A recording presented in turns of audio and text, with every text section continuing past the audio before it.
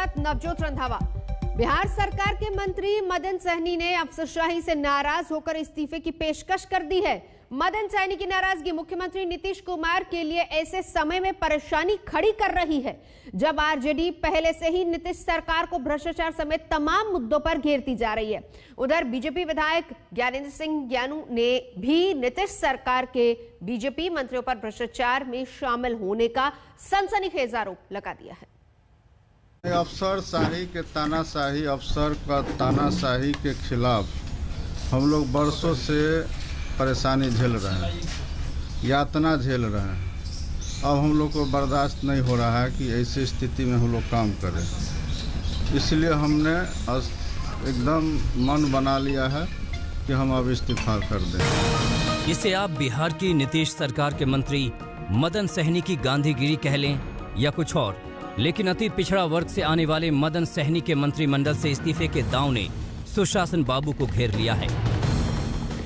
सामाजिक कल्याण मंत्री मदन सहनी का आरोप है कि जब अफसर क्या विभाग के चपरासी तक नहीं सुनते तब क्या बड़े बंगले के लिए मंत्री बने रहें, और जब वो ये सियासी बम फोड़ रहे हैं तब ये भी जता रहे हैं कि इस कदम के पीछे कोई राजनीतिक अवसरवाद नहीं है।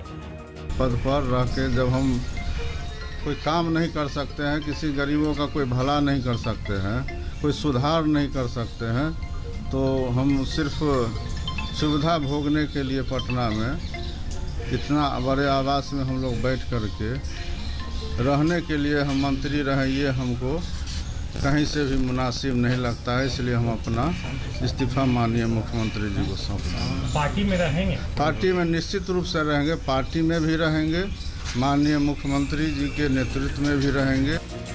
नीतीश सरकार में शामिल हिंदुस्तान अवाम मोर्चा के नेता जीतन राम मांझी भी मदन सहनी के सुर में सुर मिलाकर कह रहे हैं कि मंत्री और विधायकों की अफसर नहीं सुनते। लेकिन एक बात सही है कि विधायक हो, मंत्री हो, उन लोगों की बात को बहुत अफसर लोग तरजीह नहीं देते हैं, ये सच्ची बात है।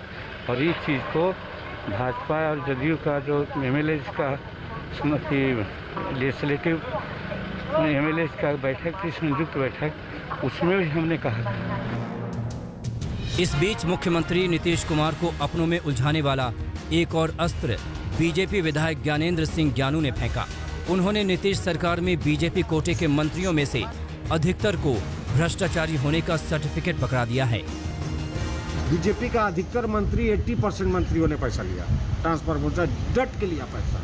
जेडीयू में तो था नीतीश जी का नियंत्रण है मंत्रियों पर, तो वो मंत्री जो जानते हैं वो अपना ये है, वो जो कुछ मंत्री एक आध मंत्री जो नए आए हैं, दूसरे पार्टी से आए हैं, जो अभियंत्रण विभाग टाइप का, वो मतलब निर्माण से संबंधित विभाग का मंत्री है, जो हाईफाई मंत्री है, दूसरे पार्टी से आए हैं, उनके बारे में हमको पता चला कि कितने अभियंता सीनियर से लेके और सुपरिटेंडेंट तक कितने लोगों से भरपूर पैसे का दौर। आरजेडी नेता तेजस्वी यादव के लिए सत्ताधारी दल के नेताओं के ऐसे बयान सुहाने ही थे। गिरी हुई सरकार गिरेगी, ये तो तय है। ये तो गिरी हुई सरकार है ना। जब उसके खुद के मंत्री इस तरह की आरोप लगा रहे तो क्या नाम दिया जा सकता है? गिरी हुई सरकार का गिरना तय है। मुख्यमंत्री को क्या लगता है? कुछ पता नहीं है, इतना आप हो गया पूरी तरीके से आप रहिए। गिरी हुई सरकार गिरेगी, मुख्यमंत्री को तो सब पता, तो भीष्म पितामह है भ्रष्टाचार। तेजस्वी यादव नीतीश सरकार को भ्रष्टाचार के मुद्दे पर शुरू से निशाने पर ले रहे हैं। अपने अंतर्विरोधों में घिर रही नीतीश सरकार पर आक्रामक होने का मौका उन्हें खुद ब खुद मिल जा रहा है। रोहित कुमार सिंह, पटना, आज तक। कैप्टन अमरिंदर सिंह कांग्रेस के सीनियर लीडर हैं। सरल शब्दों में यह कहा जाए तो कांग्रेस के अनुशासित सिपाही हैं। पार्टी के हित और अहित को बाखूबी समझते भी हैं। सिद्धू के साथ उनके विवाद के पीछे सिर्फ एक मुद्दा है। कैप्टन बस यही चाहते हैं कि सिद्धू उनके अंडर काम करे और उनके साथ मिलकर काम करे, लेकिन कुछ मुद्दों पर कैप्टन के साथ सिद्धू के मतभेद थे। वहीं मतभेद को दूर करने का रास्ता कांग्रेस की हाईकमान ने निकाल लिया है।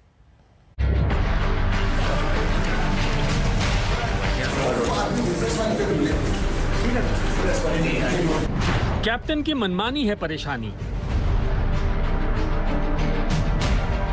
सुलझने के करीब पंजाब की रार।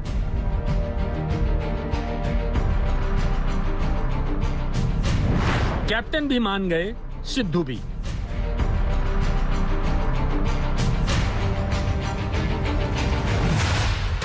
पंजाब के अंदरूनी घमासान को लेकर पार्टी ने बीच का रास्ता तलाशा है। सूत्रों के मुताबिक मसले का समाधान 1-2 दिन में निकल जाएगा, जो दोनों पक्षों के लिए सम्मानजनक हो, यानी कैप्टन और सिद्धू के बीच सत्ता को लेकर रस्साकशी खत्म हो जाएगी। पिछली बार कहा था कि 7 या 8 जुलाई तक मामला सुलझ जाएगा। आपको लगता है कि अब और जल्दी हो जाएगा या उसी टाइमलाइन के मुताबिक चल रहे हैं आप लोग? मैंने 8-10 तक कहा था जी। तो ये, और मैंने कहा था कि मानसून, तो आप मानसून ला ही नहीं पा रहे हैं, हमारा सॉल्यूशन डिले कर दिया आपने। आलाकमान को लगता है कि इस अंदरूनी लड़ाई से पार्टी की काफी किरकिरी हुई है। ये बात कैप्टन अमरिंदर को भी समझाई गई है। कैप्टन का विधायकों के साथ लंच भी पंजाब कमेटी की हिदायत का नतीजा है। कांग्रेस चाहती है कि कैप्टन अमरिंदर सिंह पार्टी के विधायकों की शिकायतों को टॉप प्रायोरिटी पर सुने और सुलझाएं। दरअसल पिछले 1 साल में कैप्टन ने विधायकों से दूरी बनाए रखी। उनसे मुलाकात न कर पाना विधायकों की मुख्य शिकायतों में एक था। हालांकि उन्होंने कोरोना कारण बताया था। इसी के चलते कैप्टन ने विधायकों की दावत रखी। कांग्रेस विधायक लगातार मांग कर रहे थे कि मुफ्त बिजली को लेकर सीएम बड़ा ऐलान करे, लेकिन कैप्टन ने नहीं किया। बड़ी बात यह है कि 200 यूनिट मुफ्त करने को लेकर घोषणा की जानी थी, मगर ये भी काम नहीं किया गया। इसी बीच अरविंद केजरीवाल ने 300 यूनिट मुफ्त बिजली देने का चुनावी वादा कर दिया। जैसे सरकार बनेगी, पहली कलम से पंजाब के अंदर 300 यूनिट बिजली माफ कर दी जाएगी। पहली कलम से पुराने सारे बिजली के बिल माफ कर दिए जाएंगे। पंजाब की सियासी हलके में ये कहावत जोरों से चल रही है, उत्तर कांटों में चढ़ा, यानी तुम हटो मैं सिंहासन चढ़ता हूँ।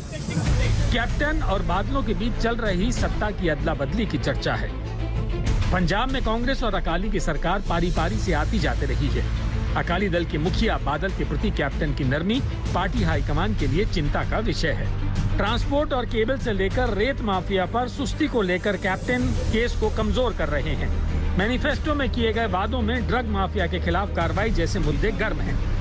इसमें सुझाव दिखाई देते हैं, जैसे उन्होंने बरगाड़ी वाला और ड्रग्स वाला और ट्रांसपोर्ट माफिया को ख़त्म करने वाली ये बातें कही, तो ये सुझाव हैं, ये तो हरीश रावत के सुझाव भी हैं। और ये खुद अमरिंदर सिंह जी के सामने भी, यदि उनसे बात करेंगे वो कहेंगे ये चुनौतियां मेरे सामने हैं। और उसके अलावा सिद्धू जी ने एक बात और कही अपनी बात में, उन्होंने कहा भाई ये समस्याएं हैं जो पंजाब की जनता के सवाल हैं, यदि सरकार इनको हल करती है तो मैं सरकार के साथ खड़ा दिखाई दूंगा।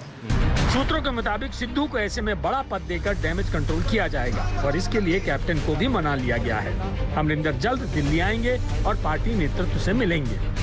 सिद्धू के बयान पर सिद्धू को चेताया गया है। यही वजह है कि सिद्धू दिल्ली में दर्जनों मीडिया के सामने चुप्पी साधे हुए हैं।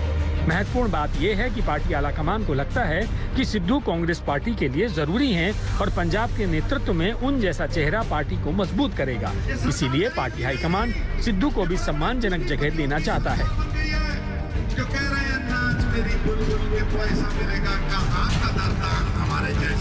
आनंद पटेल के साथ मौसमी सिंह, दिल्ली आज तक। यूपी में 2022 के चुनावों को लेकर बीजेपी के नहले पर दहला मारने की तैयारी अखिलेश यादव ने कर ली है। गुरुवार को उनका जन्मदिन था, उनसे बात की मेरे सहयोगी कुमार अभिषेक ने। हमारे साथ इस वक्त अखिलेश यादव हैं, आज उन्होंने जन्मदिन मनाया। सर आपका जन्मदिन ये बताइए क्या हाल है? चलिए धन्यवाद।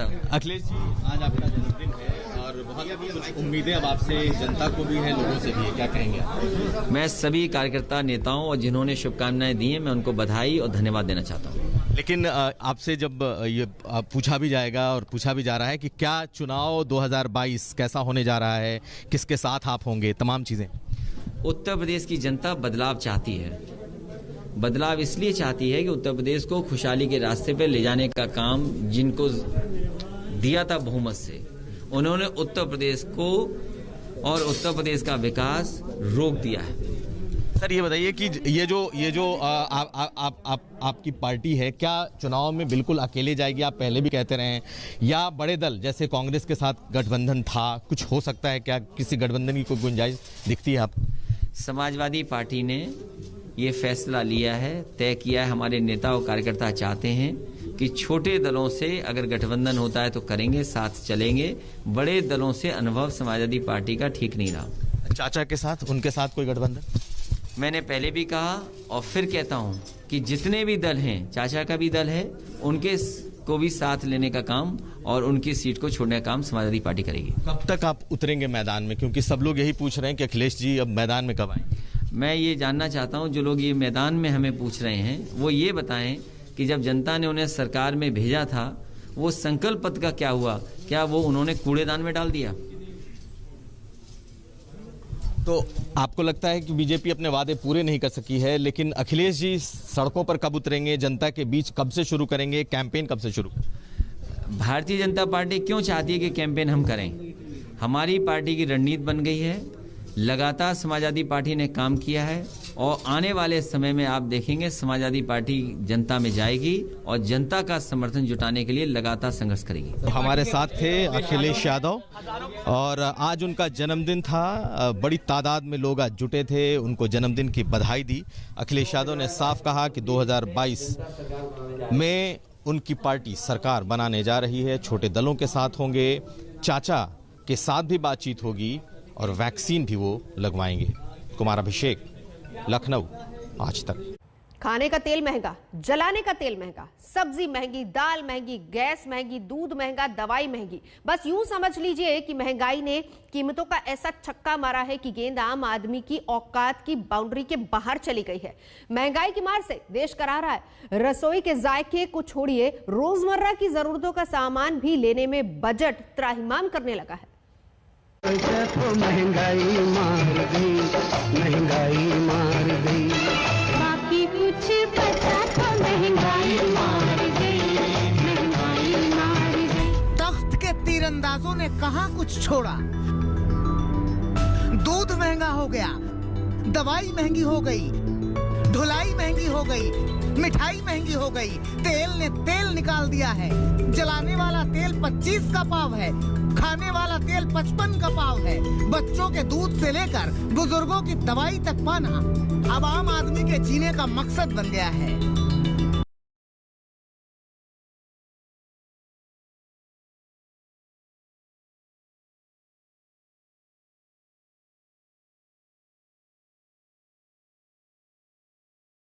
में महंगाई के विरुद्ध इस गीत को बजाया जाता था तो उस जमाने में महंगाई डायन हुआ करती थी, लेकिन वो जमाना कोई और था।